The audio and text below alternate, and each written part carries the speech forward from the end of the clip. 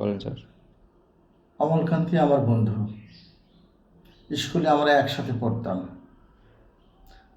রোজ দেরি করে ক্লাসে আসতো, পড়া পারতো না। শব্দরূপ জিজ্ঞেস করলেই এমন অবাক হয়ে জানলার দিকে তাকিয়ে থাকতো, দেখে ভীষণ কষ্ট হতো আমাদের। আমরা কেউ ডাক্তার হতে চেয়েছিলাম, কেউ মাস্টার, কেউ উকিল। অমলকান্তি সেসব কিছু হতে চায়নি। সে রোদ্দুর হতে চেয়েছিল।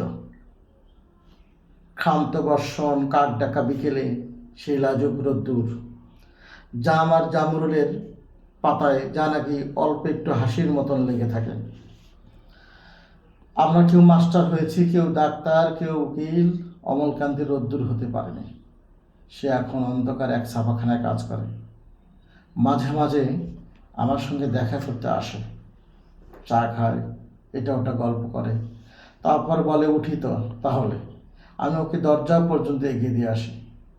আমাদের মধ্যে যে এখন মাস্টারি করে, অনায়াসে সে ডাক্তার হতে পারত। যে ডাক্তার হতে চেয়েছিল সে উকিল হলে তার এমন কিছু ক্ষতি হতো না। অথচ সকলের ইচ্ছা পূরণ হলো এক অমলকান্তি ছাড়া। অমলকান্তি রোদ্দুর হতে পারেনি। সে অমলকান্তি রোদ্দুরের কথা ভাবতে ভাবতে ভাবতে যে একদিন রোদ্দুর হতে চেয়েছিল। ধন্যবাদ।